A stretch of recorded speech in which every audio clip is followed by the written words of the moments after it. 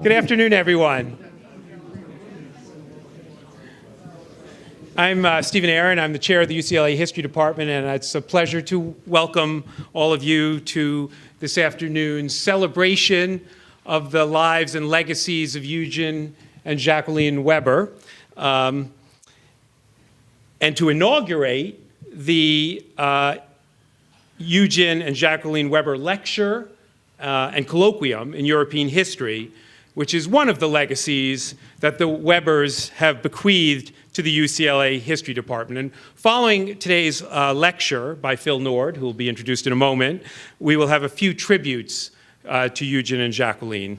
As I mentioned, the bequest by the Webers, which comes to nearly $5 million, brings vital support to the History Department and joins what has been an unmatched devotion by our faculty to this department.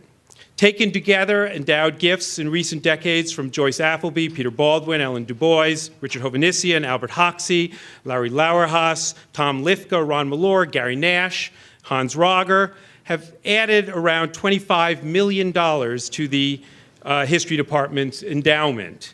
Now, there may be other history departments around the world that boast larger endowments.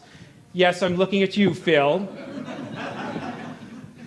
But I'm confident, Phil, I'm confident that there is no other department that has been so generously supported by its own faculty. And I want to, as I say, take a moment to pay tribute to those faculty who have provided gifts, to applaud them, and to applaud Eugen and Jacqueline Weber for their marvelous bequest to the History Department.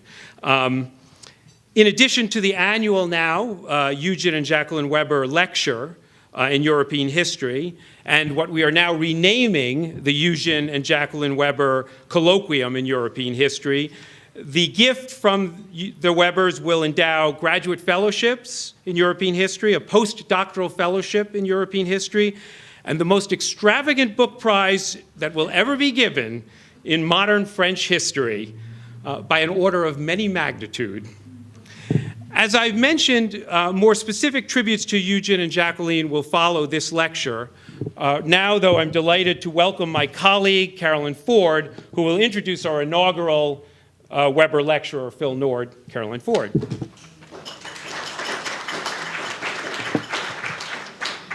Thank you. I'll make this brief. It gives me great pleasure to introduce my colleague and friend, Professor Philip Nord, who is Rosengarten Professor of Modern and Contemporary History at Princeton. It is more than fitting that Professor Nord is giving the Eugen and Jacqueline Weber tribute lecture today. His voluminous work has focused on the political and cultural history of 19th and 20th century France, and ranges from his highly acclaimed first book, Shopkeepers of Paris and the Politics of Resentment in Fin de siècle France, to Impressionists and Politics, Art and Democracy in 19th century France, to France's New Deal from the 30s to the post-war era. He's just completed a book on France's strange defeat, to use Marc Bloch's characterization of the fall of France in 1940.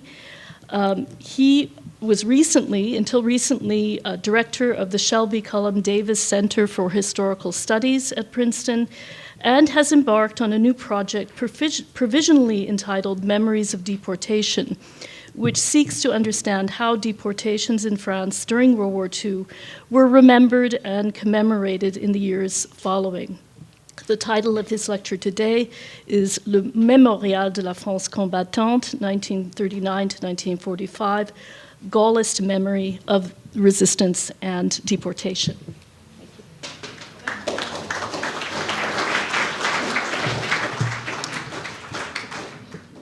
Well, thank you all for coming out on this special occasion. I didn't realize how special it was. I know you told me, Steve, it was the first one, but I didn't absorb that. Is that better? Okay.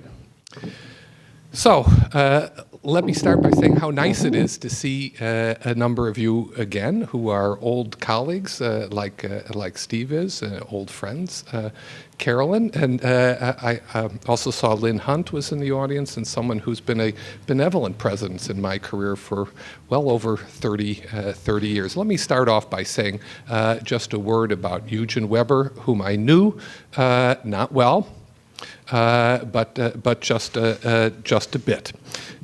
He was, and I think this will be attested to by others later, the greatest French historian of his generation, known for his scholarship, obviously known here also for his leadership in teaching, but beyond the precincts of UCLA for his scholarship, for books like Action Française and Peasants into Frenchmen, but also France van de Siècle and France the Hollow Years. These are texts that are still widely read, cited, all of them, I believe, translated into French, and at least in my graduate colloquium, they are also assigned so that they continue to be read by future generations of graduate students. I should profit from this occasion to quit a debt that I owe Eugen. It dates back to the 1980s. As Steve just said, it was Carolyn. My first book, Paris Shopkeepers, appeared in 1986, a monograph. And I then went off to France for the summer with my family and got a phone call out of the blue from, of all people, my mother-in-law. And what she had to tell me was that there had been a review of my book in the New Republic. Some of you will remember the New Republic.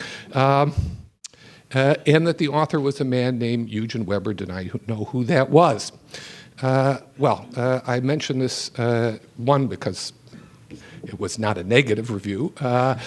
Two, I was coming up for tenure very shortly after that, and this was a great aid to me, at least in my own mind. I have actually no idea whether in practice it was or not, but for me it was. But not least of all, it raised me in the esteem of my in-laws. And so, for that, I am very grateful to Eugen, and I'd like to take the occasion to acknowledge that debt. Now, there's supposed to be a zapper that will enable me to move the forward on the shelf underneath. Yes, there it is. So let me begin. After World War II, Charles de Gaulle undertook to memorialize the French resistance. And he settled on a site for that commemoration, a place called Mount Valérien. Mont Valérien, it's a tough one for an American palate to pronounce in French. This is a fort outside of Paris, indeed just to the southeast, in a small suburb called Suresnes. There's also an American cemetery from World War I, not too far away. And there, in 1945, de Gaulle, who was then provisional chief of the French government, had interred 15 of his comrades in arms from World War II in a provisional crypt. I have a picture of that. And here is the ceremony taking place, and you can see General de Gaulle front and center in uniform, saluting the crypt, whereon is a cross of Lorraine, and also an eternal flame burning in front of it. De Gaulle had hoped to build a monument, a more permanent resting place for these 15 soldiers and comrades, but he left office in January of 1946 and was not able to achieve that. But of course he returned in 1958. And within 2 short years, a monument was in fact erected. And here it is. Not a place that you are likely to visit. You have to take the RER out to the Défense and then a bus from there. It's not easy to get to. Just the same, every year on the 18th of June since 1960, On this site, there is a memorial celebration attended by the President of the French Republic. For many years, that was Charles de Gaulle himself until 1959, to honor the 15 dead, actually now 16. I'll tell you how an additional person got added to the list of the honored dead. The celebration takes place every June 18th, and I suspect some of you know why that date was chosen. For it was on June 18th, 1940, that de Gaulle launched his famous appeal on BBC radio to all able-bodied French willing and able to rally to him in the name of French resistance. And the speech concludes with the words that still have the power to move, at least for me, to the present day. Whatever happens, the flame of French resistance must not and shall not die. So, my task today is to talk about this memorial and to sketch out for you some of its meanings, some of the story that it has to tell. A story that is recounted, in effect, every year on June 18th. And the answer I propose is a layered one, and some of the layers will be just what you would expect from a monument like this, but maybe one or two will be more surprising, at least for the contemporary viewer. So the Second World War, as de Gaulle understood it, was not an isolated event, but it was part of a much bigger epic, something grander that he called the 30 Years' War. A titanic struggle, the 30 Years' War, as he said in the speech of 1941, for and against universal Germanism. Such an understanding drew a connection between the First World War and the Second World War. They were one continuous struggle, as de Gaulle saw it. And this connection was dramatized by the way in which the June 18th rites were celebrated. It was composed of two movements, two sets of events. The first one took place at the Arc de Triomphe. There is a torch lighting ceremony. This is located, this is the eternal flame that sits by the tomb of the unknown soldier under the Arc de Triomphe, and the tomb of the unknown soldier was created in the aftermath of the First World War. A flame was lit. The people present are members of the Order of Liberation. The Ordre de la Libération was a special military order created by General de Gaulle during the war in 1941 to honor the people who had rallied first to him. Its ranks were closed as the war drew to a close in 1945. There are about 1,000 people altogether who were inducted into this order. And they were involved in the flame lighting ceremony at the Arc de Triomphe, as well as organizations of former Résistants. So that was the first motion. That flame was then taken, usually in a military vehicle, a half-track or a jeep, out to the suburbs to Mount Valérien. The Ordre de la Libération. This is the medal, and as you can see, what its elements are: green for hope, black for mourning, and a sword with the cross of Lorraine superimposed on it. Now we're going to get out to Mount Valérien. And the flambeau, as it was called, was taken there to renew the flame, the eternal flame that was also at Mount Valérien. So there are two eternal flames, one at the Arc de Triomphe for the First World War, one at Mount Valérien for the Second World War, and one lights the other, drawing a connection between the two, and thereby dramatizing that the Second World War is the conclusion of a cycle of battle and struggle that was begun in the first. Now, de Gaulle was also insistent, and this is what he had to say to the architect who was in charge, that the memorial demonstrate that France had fought continuously in the Second World War. And by that I mean not just 1939 to 1940 until its initial defeat at the hands of the Germans, but that it continued to fight after that, all the way up through 1945. The defeat then had not marked the war's end for France, but a momentary setback in what was otherwise an uninterrupted global combat, with France a participant in every phase of that fight. De Gaulle put it this way in April 1959 to his Minister of Veterans Affairs, Raymond Triboulet: France never ceased to fight. That's what needs to be expressed, etched in stone and bronze. And the project's architect, Félix Bruneau, took that command to heart. So we'll take one more look at the facade.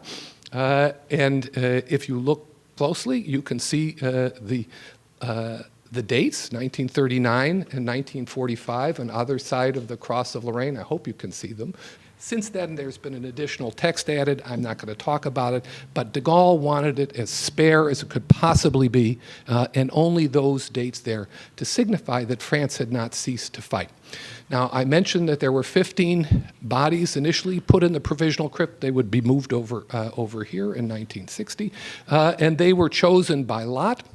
But chosen according to 15 different categories. Each dead person represented a phase of the fighting that took place. So that from 1939 to 1945, every phase would be represented. And corresponding to each phase of the fighting, corresponding to each fallen comrade in arm, there was a cartouche or a high relief. And you can see 6 of them here. There would be 16 in all when the project was done. And they, how should I put it? They dramatize that particular phase of the battle. It starts with the Narvik expedition of 1939. This is actually 1940, perhaps more detailed than you know about World War II, but the French were involved in an expedition to Norway.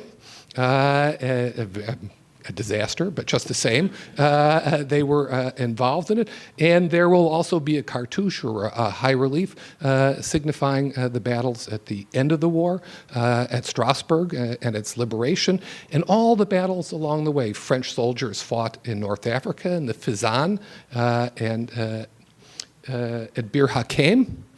There are also cartouches for that, and they fought on the continent at Monte Cassino and at Colmar, and there are cartouches for those. All the way along, the French were fighting. That's the message that you were supposed to take away from this monument, which was obviously martial in tone. It's La France combattante, fighting France. And so it's not surprising that of those 16 people represented each one by a cartouche, 12 of them would be soldiers.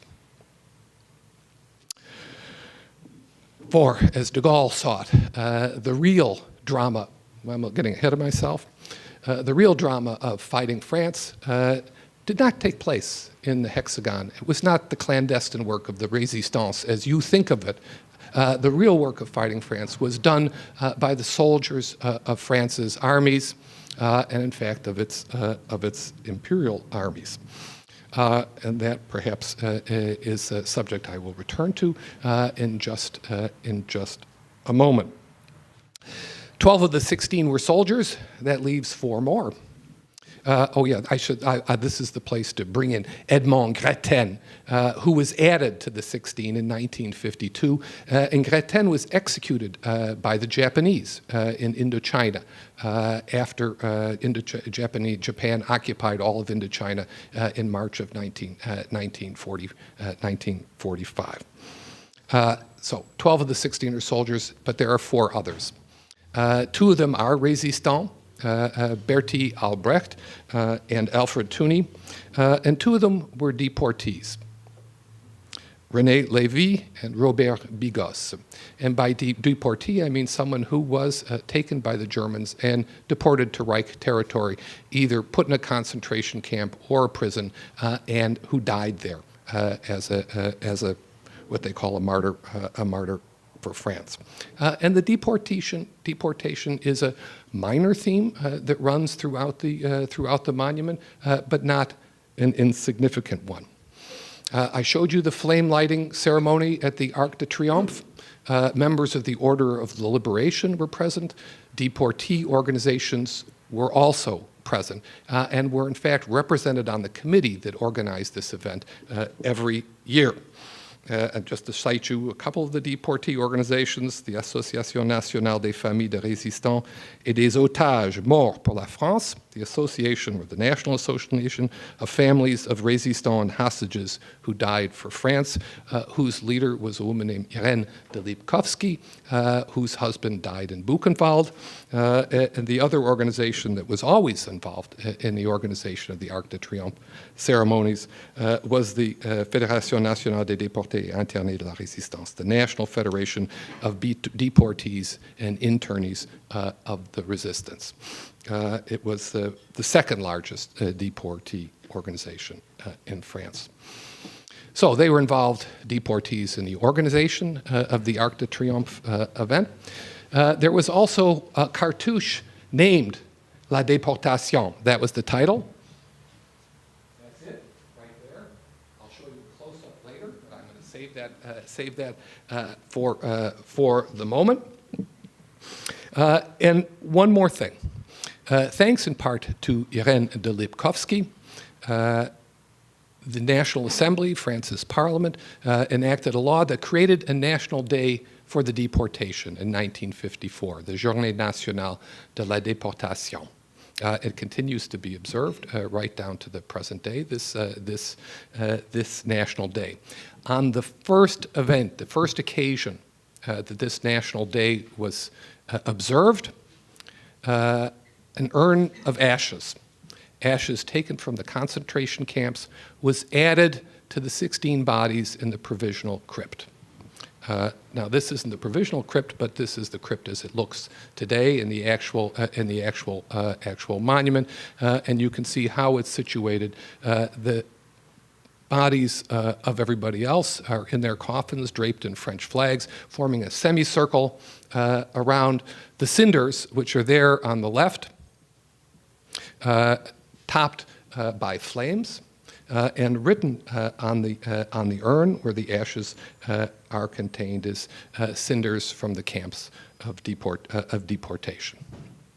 So the deportation was a significant and autonomous feature of this memorial, in the way in which the rites were celebrated, in the representation, and inside the crypt itself, a special urn reserved for the deportee dead.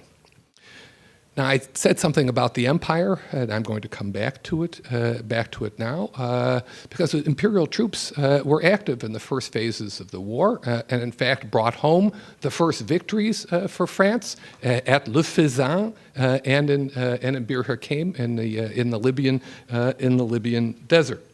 And a number of the soldiers who were buried in the crypt were in fact born in the empire. Hedhili ben Salem ben Haj Mohammed Ammar was Tunisian. Bouti Diassa Kal was born in French West Africa, and Alal Ould Mohammed ben Samers came from Morocco. I also talked about Edmund Gretten, who was the man who died in Indochina, executed by the Japanese. So either born in the empire or who had fallen on French imperial soil. And Gretten's body was added in 1952, and the date's not insignificant, for France was at that very moment engaged in a war to retain its Indochina possessions. And so having Gretten there as part of it is a way to demonstrate that this territory had been sanctified by French blood. One more person to speak about in this connection, that's Corporal Malboukede. His body was substituted for that of Robert Bigos in 1960. It's a very strange incident. You'll be some of the few people in the world to know about it. Make of it what you will. Why were Bigos's remains removed? He was one of the initial people chosen. The selection was done by lot. He was pulled in 1960 at the last minute. And the reason was this. A number of people from the camp where he had been kept complained that he had sold out to the enemy. He had turned over comrades under pressure himself, but he had done it. He had been executed in the end, but just the same, he had vendu les camarades. He'd sold them out. And such a person could not be included among the honored dead at Mount Valérien. And so it was necessary to find another body. And it's a last-minute affair. In fact, the body wasn't even ready before the inaugural event took place. But that's another story. The Minister of Veterans Affairs described what he was looking for by way of a substitute to one of his subordinates, an African from French Equatorial Africa, the first territory of the empire to rally to the cause of liberation. The idea, which is in fact correct, the first imperial territory that rallied to free France to Charles de Gaulle was Chad, and a person from Chad was found. He was dug up from a cemetery. He died fighting in France in the south, and his body was dug up and transported to Mount Valérien, and that was Corporal Malbukede, who was indeed from Chad and fit the desired profile. And this was 1960, and so the timing, once again, is not insignificant. France is engaged once more in an imperial war, this time in Algeria. But not just that. 1960 is the moment where various French imperial possessions in Africa, French West Africa, French East Africa, Equatorial Africa, are moving towards, if not, in fact, achieving independence. And so picking out people like Crétin or Corporal Malbukede is a way of demonstrating and remembering that the empire made a contribution to the war effort, and it acknowledged at the same time the ongoing ties, both military and sentimental, that bound France to its peoples overseas. One final point in this connection. So the monument's inaugurated in 1960. It's a two-day ceremony, 17th and 18th of June of 1960. The events on June 17th, 1960 are nocturnal. It's done by torchlight. The urn of ashes and the 16 bodies, actually it's really only 15, Corporal Malbukede is not yet there.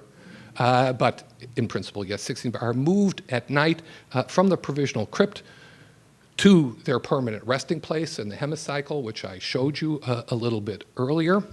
And when it's all done, prayers for the dead are said. And all the major religions of of the France-French hexagon and of its empire are represented. In this particular case, you can see a Catholic priest is pronouncing the prayer, but there are also prayers by Protestants, Jews, and Muslims.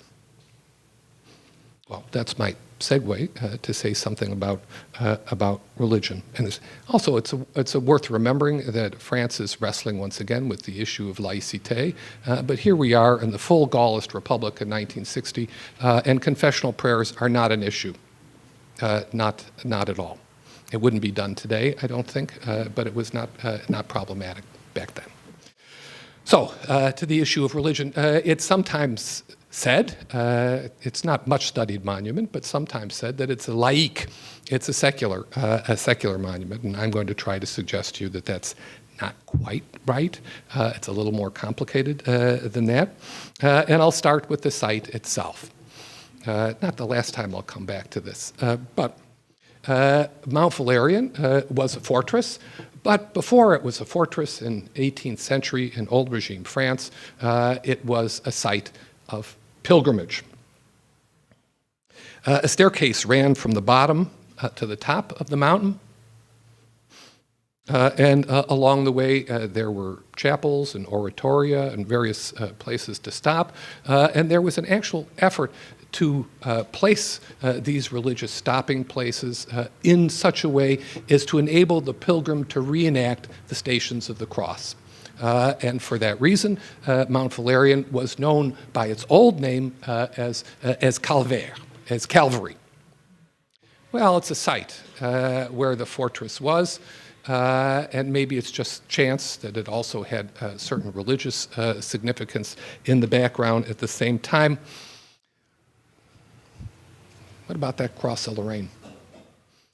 Well, of course, it's a patriotic symbol. Lorraine representing one of the frontier provinces, which the Germans had annexed in 1871, which the French had reclaimed after the First World, which the Germans annexed again in 1940, in which the French reclaimed once more. This is a symbol of Lorraine, and the cross itself is made of red granite, and those of you who know Strasbourg Cathedral know that it's celebrated because it's made of red granite, and this is an echo of that. That's, I don't think, all there is to the story. It's worth puzzling how the Cross of Lorraine actually came to represent Lorraine. And according to sources, it happened this way. A French knight who was off on crusades in the Holy Land in the 13th century brought home a reliquary in a very particular shape. Not the usual one transversal bar, but with two transversal bars. And the upper one, as some of you will know, is the place where there were the initials INRI, and you can see it in paintings, Jesus of Nazareth, King of the Jews. I can't do it in Latin. I might be able to fake it. I won't. And so that's the Cross of Lorraine. And this French knight spotted it. Here are a couple of real crosses of Lorraine from the Holy Land. In fact, there was an exhibit at the Metropolitan Museum in New York a couple years back, and these were on display there, reliquary crosses in the shape of the Cross of Lorraine from the era of the Crusades. And so this French knight brought it back, and it found its way into the reliquary of the Dukes of Lorraine. So this is a cross returned to France by a crusader. And how it became the symbol of Free France is this, bless you. Admiral Muselier, who was the head of the Free French Navy, was a Lorrainer himself, aware of its patriotic significance. But he said that France needed a cross of its own as a response to the croix gammée of the Nazis. And that's what the French call a swastika. So France needed its own cross because it was about to embark, as Muselier put it, on une vraie croisade, on a real crusade. There's also the Order of the Liberation, whose croix I showed you. We could interpret that too as a kind of a cross on a cross on a cross, but I won't insist on that point. It was created by de Gaulle, as I said, in 1941, and it was chivalric in conception. It was a martial order. De Gaulle called it, in fact, and this is his own expression, a chevalerie exceptionnelle, an exceptional knighthood. And the ordinance that created it in 1941, it first defined its members as croisés, as crusaders. Actually, René Cassin, some of you will know who this is, who happened to be Jewish, said that's probably not a great title.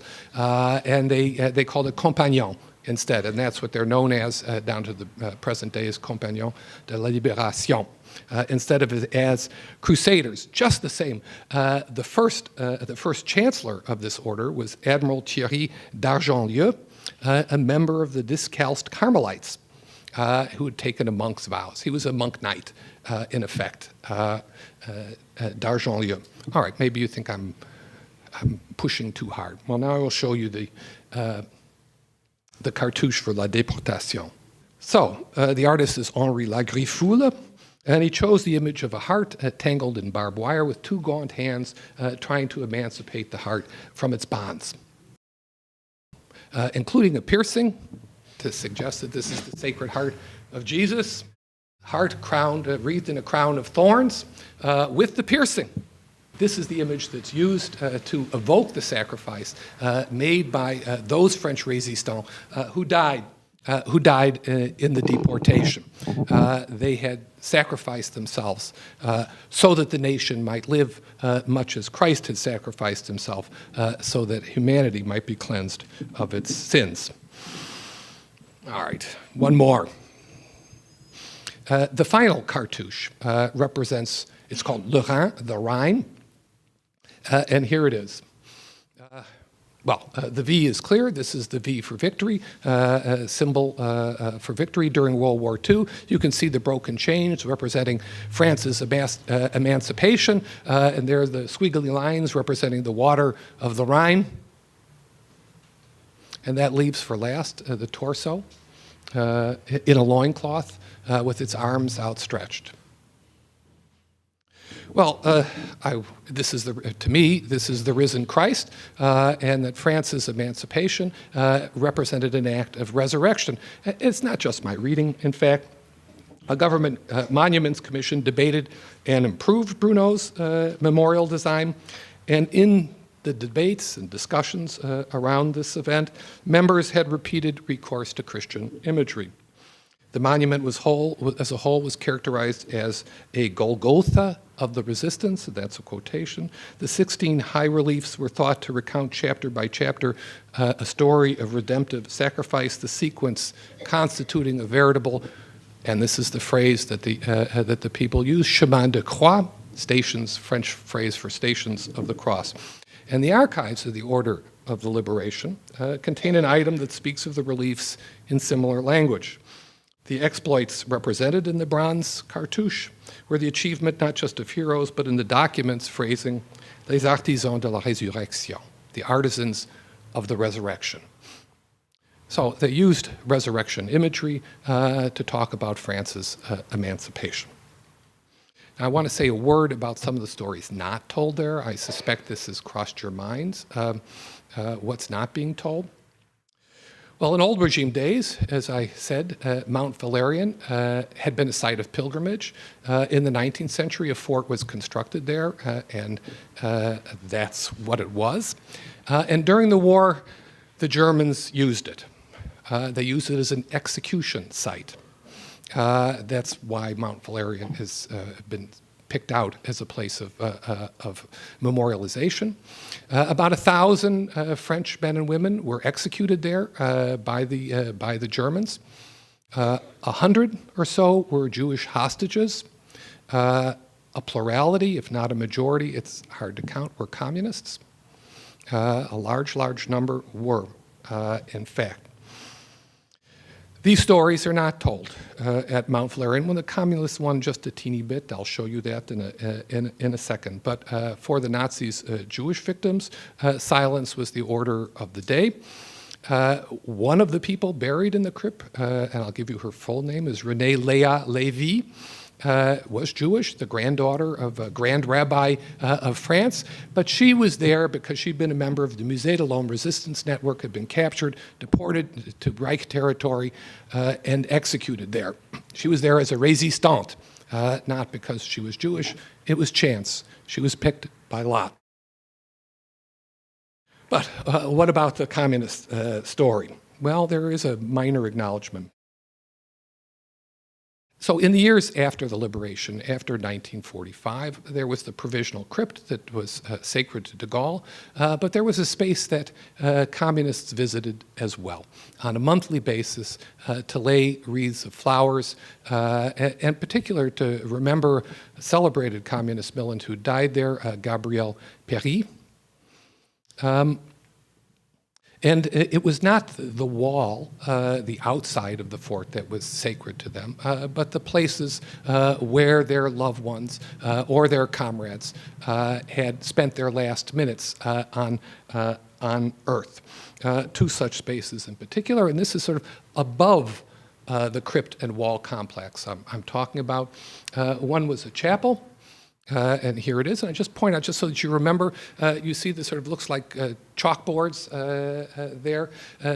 The whole chapel looked like that. It's been whitewashed since, and I'll show you a graffito in a moment, but for now. And those wooden items at the bottom are the execution stakes that were used in the Clairière des Fusillés, where prisoners and hostages were taken for execution. And this is an exceptional document.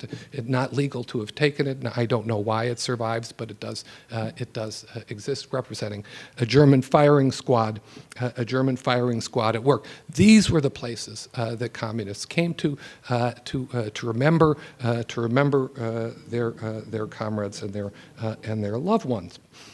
Well, it's not as though this isn't part of the monument. There really are two pieces to it. There's the wall and crypt and cartouche complex that I talked to you about at some length already.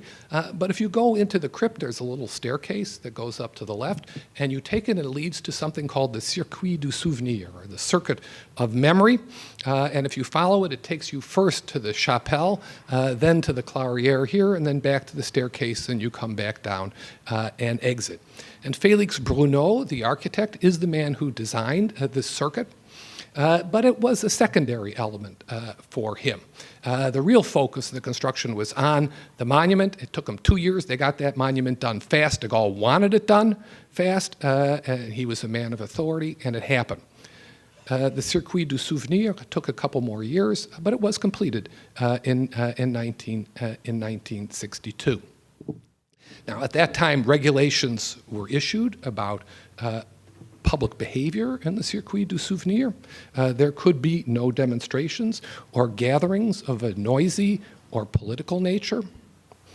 Now, this was not, doesn't explicitly name communists as their target, but when communists did attempt to come and commemorate as they did in the past, they were prevented from entering.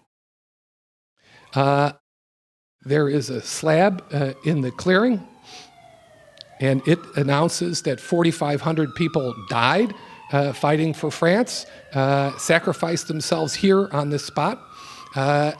Three things about this slab are interesting. The first is 4,500 is not correct. It's only 1,000. We know that thanks to Serge Klarsfeld. Second of all, communists are not mentioned. I don't know, perhaps that's not such a surprise.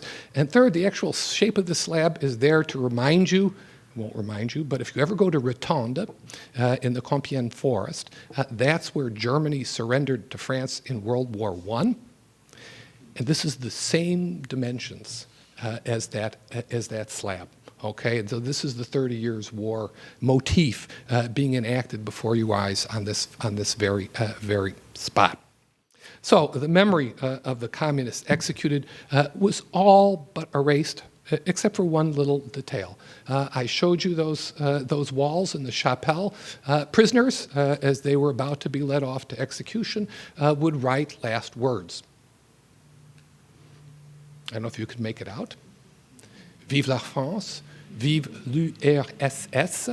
So long live France, long live the Soviet Union. These are the final thoughts of a communist prisoner before he's executed. And that is preserved. So I'll wind up. The Gaullist epic, as memorialized at Mount Valérien, was a complicated amalgam. It was patriotic, martial, and imperial, just what you would expect from General de Gaulle. It incorporated the deportation as part of the resistance narrative, although it didn't treat it as the central event. It elided the story of the Shoah and reduced to a scrawl the communist role in the resistance. And the France that it celebrated was not just the France of la République, of the Republic, but another France, a second France, la vieille France, a France that was Catholic and chivalric. Thank you.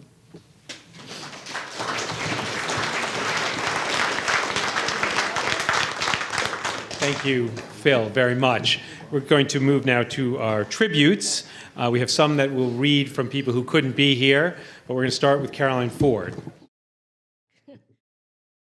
It's an honor for me to be asked to give a tribute to Eugen Weber, whom I first met in Paris, having contacted him in the late 1980s when I was a very young graduate student who was just about to embark on the research for my doctoral dissertation. That dissertation was in part inspired by his 1976 tour de force, Peasants into Frenchmen, the modernization of rural France. This was in the days before email, if one can imagine that, and he replied by letter to say that he would be in Paris and that he would be delighted to invite me to lunch. We had a long and leisurely lunchtime conversation during which he regaled me with tales of his first encounters with France and the French. His Romanian francophonie and francophilia helped to explain his early fascination with France. But he was a complicated person, as I came to learn later, as he decided to study first in Britain and became, in fact, a British citizen, and later an American, in his own words, only by mutual consent. While maintaining an apartment in Paris, to which he and his French-born wife, Jacqueline, regularly retreated for many, many years. I did not meet him again until I joined the history department at UCLA in 2004. And he had since retired, but he appeared to be much the same man whom I had had lunch with in the 1980s, right next to the old Bibliothèque Nationale in Paris. He was curious, gracious, sardonic, and extremely witty.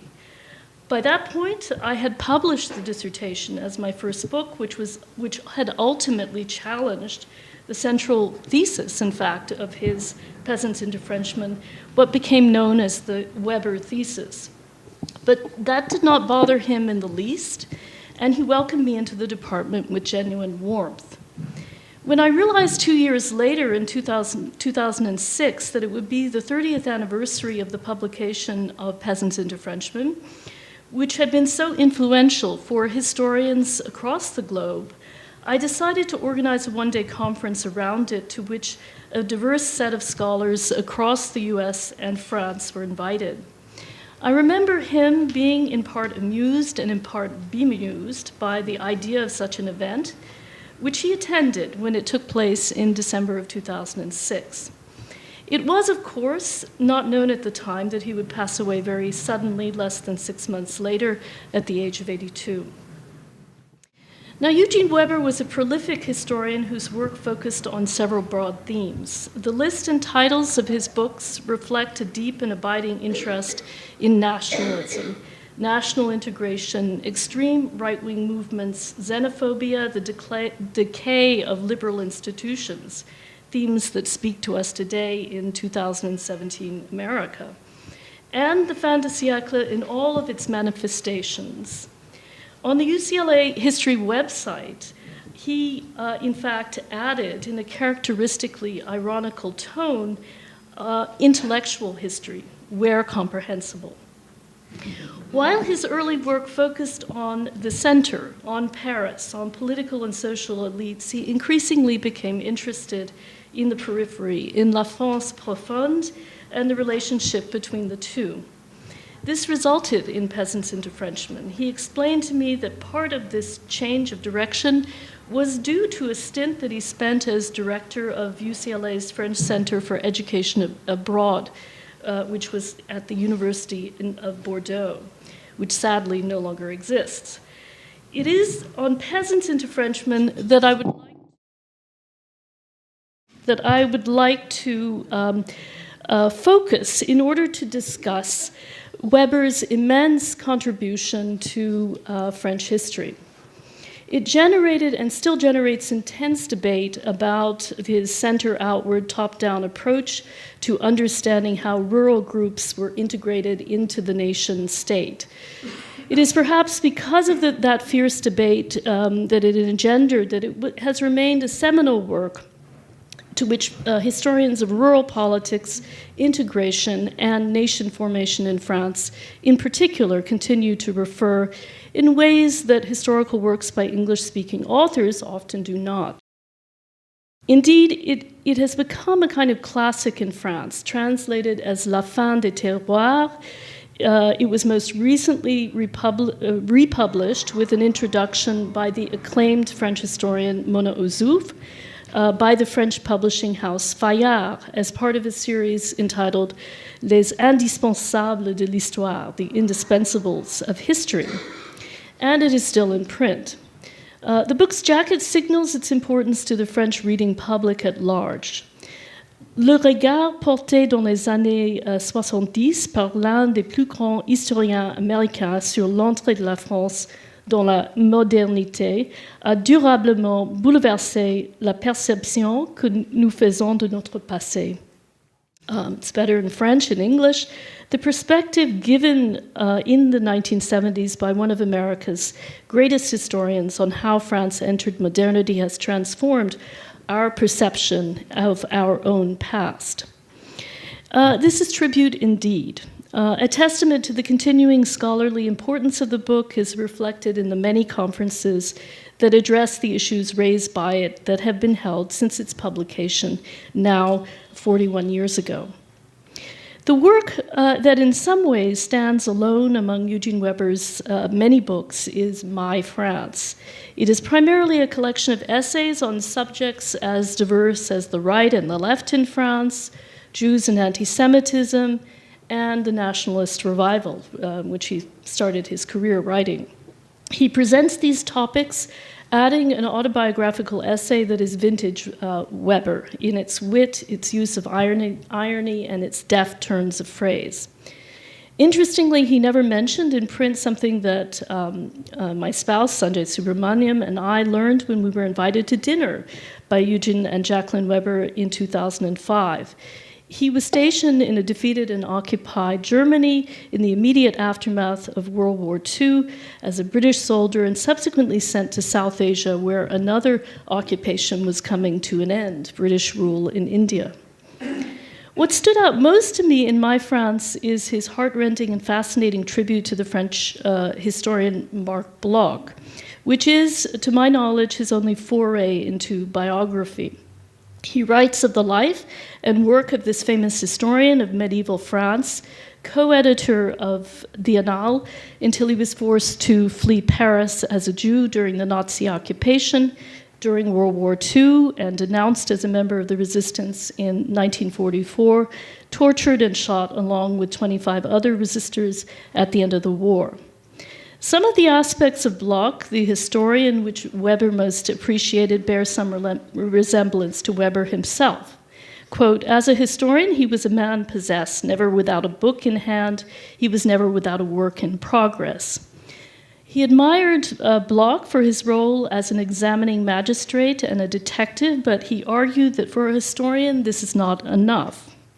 The historian, Weber wrote, is, quote, ideally a cultivated traveler, arriving in a foreign land he has read much about, foreign yet not entirely strange, and yet all the stranger, because, although familiar with much and with many he encounters, he is continually surprised by gestures, attitudes, and activities he had not expected or that he finds more complex, more obscure than he thought, unquote. This is the historian I think that Weber aspired to be and became. Weber believed that no one showed better than Bloch, that the historian, quote, contributes not a model, but the suggestion of a new way of going about our business, not a vision, but a view. Vision surviving at best as a document of its times, the view adding to historical understanding, unquote. In many respects, Weber was too just such an historian. The range of Eugene Weber's scholarly writings is immense. Many historians, including myself, disagreed with him on issues, but none dismissed his writings. They mattered, and they still matter. He never launched a school or had followers who tried to imitate him. He nonetheless challenged his fellow historians to ask big questions and wanted to make certain that the dialogue and the debate always continued.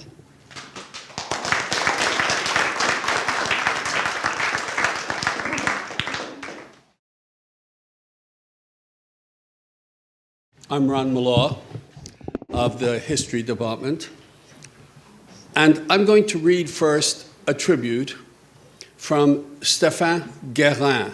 This is our step into non-academic impact of Eugen in a way. Stéphane got a law degree from the University of Bordeaux when he met Eugen. He was running the center there. A degree from Sciences Po in Paris, and a master's degree from UCLA in political science. He is now the managing director of the Onslow Group, providing, as he puts it, corporate finance, mergers and acquisitions, and corporate development advice, particularly in India and China. He lives with his family in Bangkok. The family was in Los Angeles to have dinner with Jacqueline on July 20th, 2015. She died that morning. We toasted her that evening. And here is Stéphane's tribute.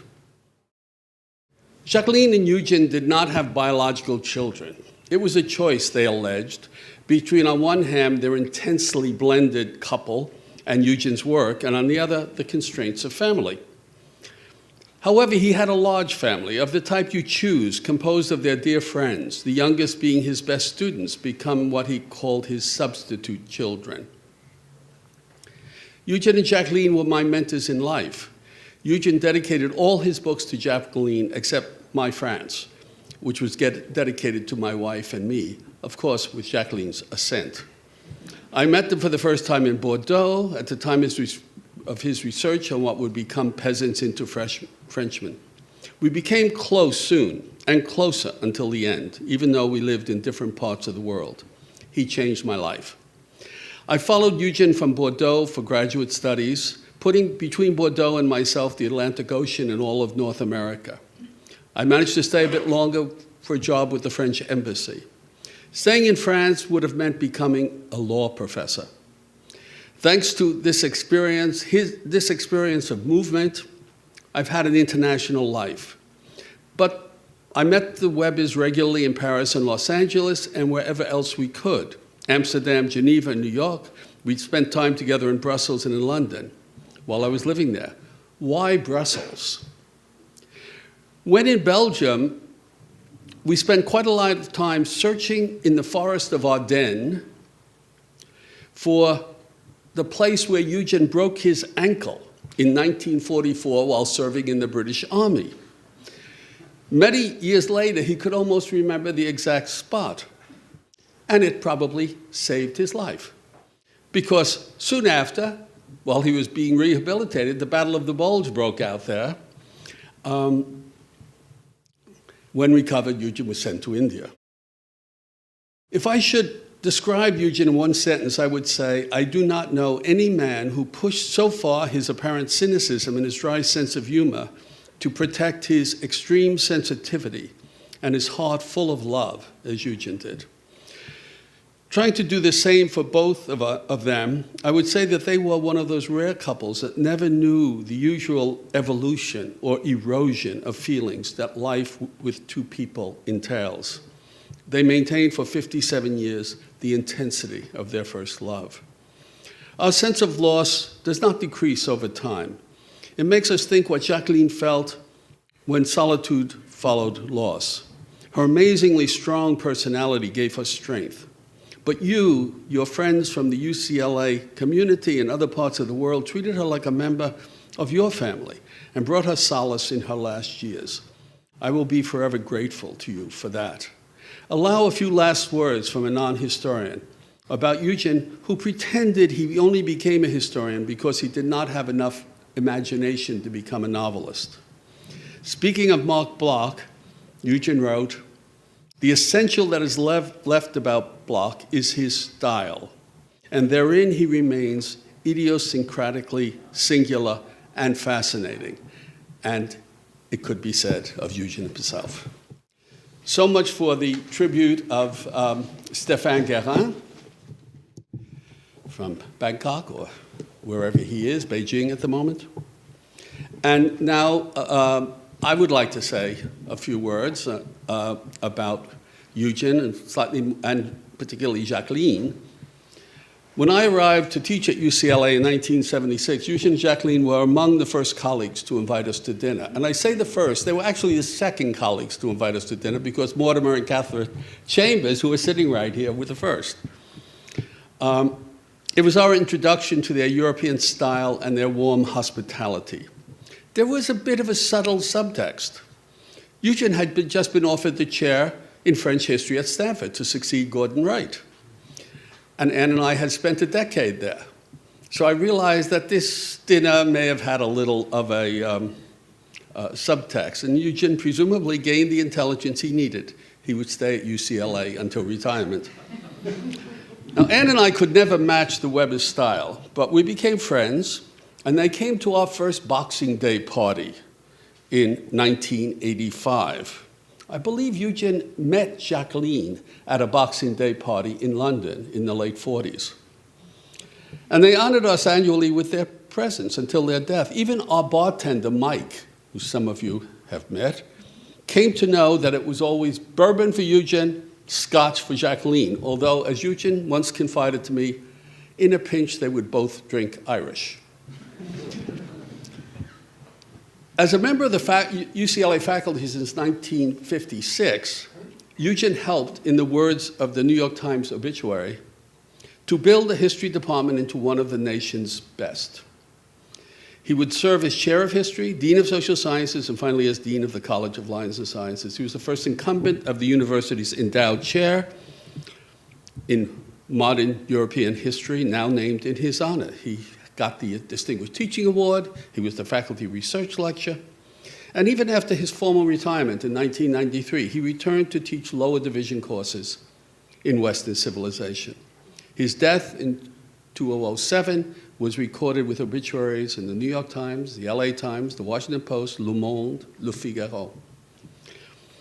There was also another Eugen. He wrote engaging reviews of mysteries and thrillers in the Los Angeles Times for 6 years, and occasionally passed on one of those books to some of us who were favored. He made an amazing 52-part PBS series, The Western Tradition, sponsored by the Annenberg Foundation, which still appears at late nights on cable TV somewhere. And we all know, or those of us who knew him, and Caroline has so well mentioned, he was a brilliant conversationalist, an ironic raconteur, and when in the mood, he could be whimsical on his relationship to a long series of favored cats in the Weber household. He was a lover of music. He contributed to a conference in Rome on the 100th anniversary of Puccini's Tosca. When I was chair of history in the 90s, Eugen, unlike many colleagues, was unfailingly respectful, pretending that I was really his boss. I was not, but it was a lovely pretense. So more than 20 years ago, when Eugen asked me to be his and Jacqueline's medical executor, "Why me?" I said. And he impishly replied that he needed a sensible young man to have the plug pulled in case he and Jacqueline got into an accident together. I was honored. No one had ever called me a sensible young man before, and I think no one has ever done it since, or is likely to. For those who did not know that wonderful sense of humor, I repeat with Caroline, read the introduction to My France. There are typical Eugenesque mots, like, good Romanians go to Paris when they die. But he suggested it was best to go sooner. While he was at English public school, he went to Paris the Christmas holidays with his parents from Romania. His father was an industrialist. 1937, 1938, 1939. And his long teenage crush on Paris from afar was consummated into a lifelong love affair. He recounts how he hoped to write a dissertation on Saxon settlement in medieval Romania. But his teachers at Cambridge told him in 1950, research in Romania might not be the best idea. And so he turned to a French subject, the Nationalist revival in France, 1905, 1914. And I just want to read a couple of sentences which give a very Eugen. In retrospect, this was his dissertation, my research looks superficial, based largely on newspapers, published documents, parliamentary debates, and much guesswork. No wonder that critics, meaning his teachers, examiners, found the finished work impressionistic, meaning, I suppose, that it carried too many anecdotes and too little analysis. In the end, it was refused a Cambridge doctorate, a crushing experience at the time, but one which I have survived. And then you can hear the double beat musically to the end of the sentence. The book is still in print.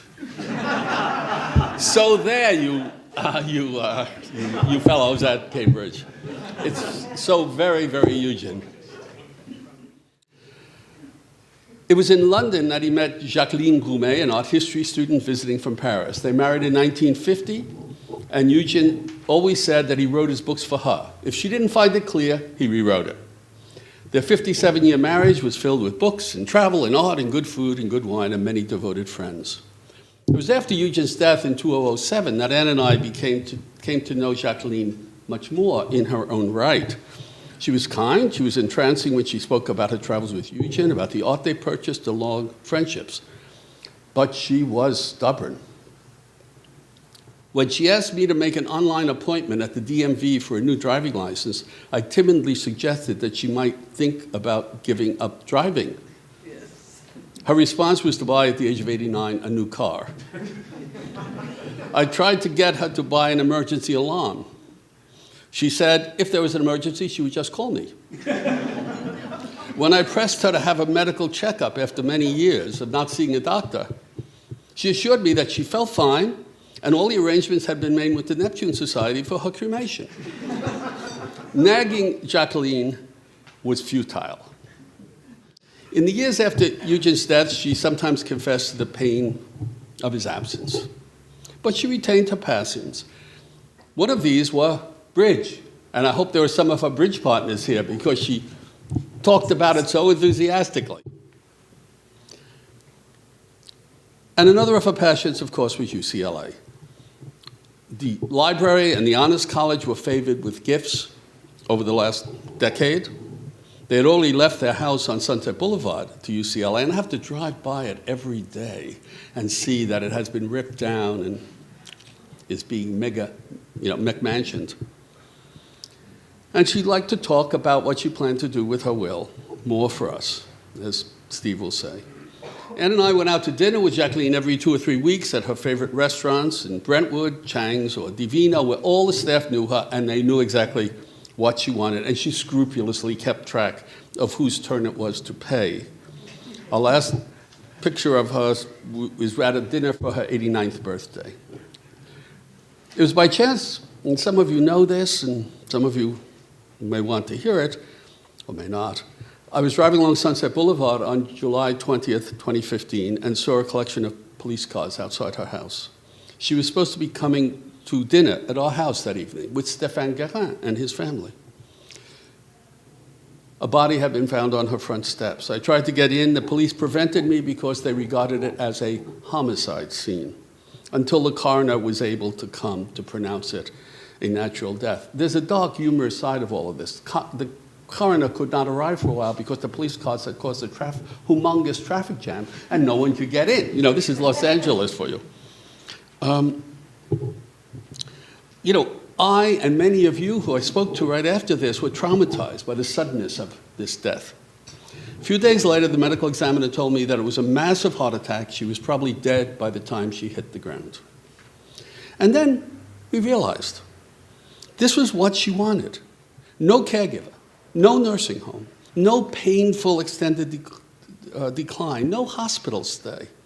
A full life of almost 9 decades, a happy and fulfilling marriage of 57 years to Eugen, with food, travels, and friends galore. So we're not here tonight to mourn a tragedy, but to celebrate the triumph of 2 lives lived fully and well. Eugen and Jacqueline were contributors to our community for 60 years, and their gift to the History Department will continue their generosity for generations to come.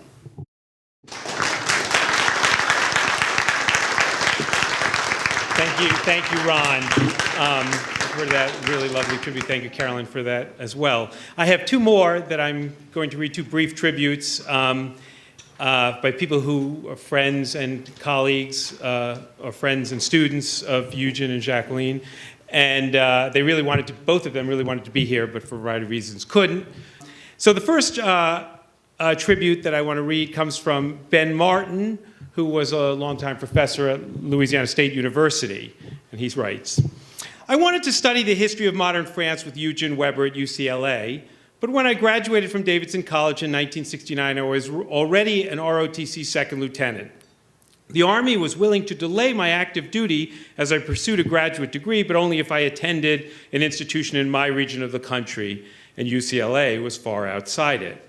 Some years later, with my doctorate from the University of North Carolina and my obligations to the Army fulfilled, I headed to Los Angeles, where Eugen promptly adopted me as his own.